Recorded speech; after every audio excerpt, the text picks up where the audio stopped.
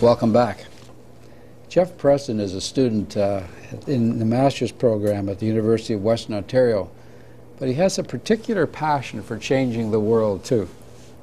This May he plans to drive his wheelchair from London to Ottawa to raise awareness about disability in general and the shoddy treatment that people with disabilities get from public transit in particular.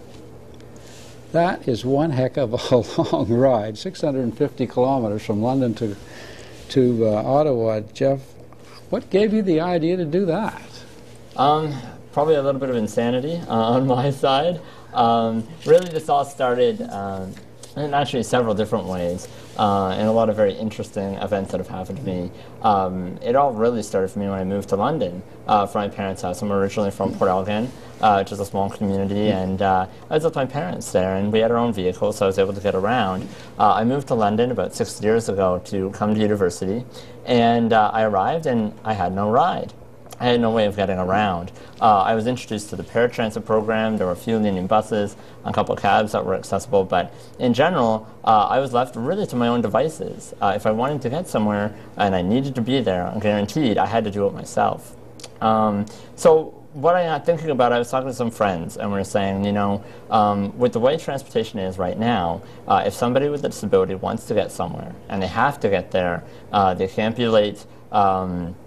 How do they do it? And I said, well, you know, we drive ourselves. So I thought, you know, what better way to bring attention to this than to drive myself to Ottawa, to really to ride in solidarity with all those people across this province who are currently forced to do it themselves on a daily basis. The press release you issued about this venture talked a little bit about the woes of public transit. I just want to read something from your press release.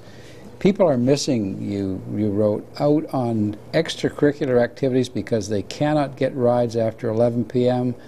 They're losing their jobs because the transportation companies cannot get them to work on time.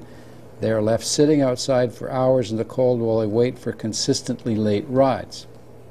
So is this your first-hand experience? Is this a little bit about your own struggles written in there? Yeah, it's a little bit about my own experience, and it's a little bit of experience of friends of mine that I've made in this community here, and also in communities across Ontario that I've met in varying capacities.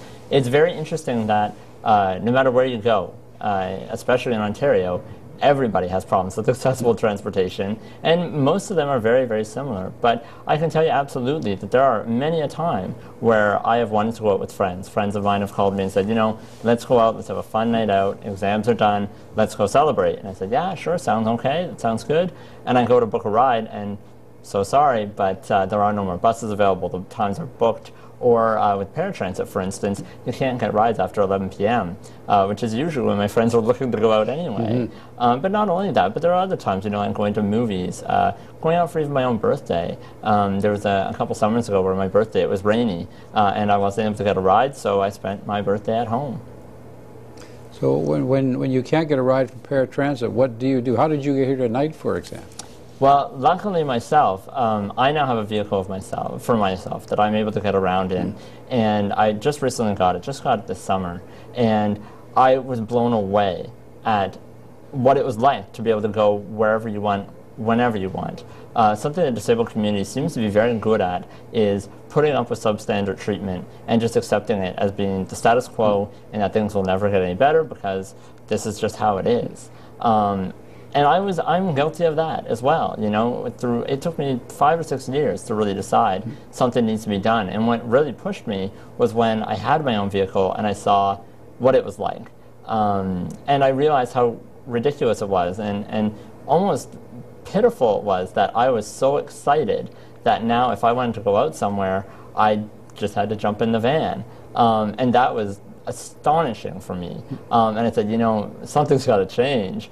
This isn't the experience of a vast majority of Ontarians and a vast majority of Canadians. So now is the time to really get things changed. However, before that happened, I remember I was here actually at Rogers a couple of years ago. To get here that day, I had to book a cab. I wasn't able to get paratransit that night, so I booked a cab, and because of booking and that it's very competitive, there aren't very many vehicles, I showed up here about an hour early, and I went home about an hour and a half after the show. So a show that I was on for maybe 15, 20 minutes, I was at this building for about 2.5 hours. God, that's incredible. Our guest in this half hour is Jeff Preston, who is an advocate, I guess, for better services for the disabled. We'll be back with more right after this.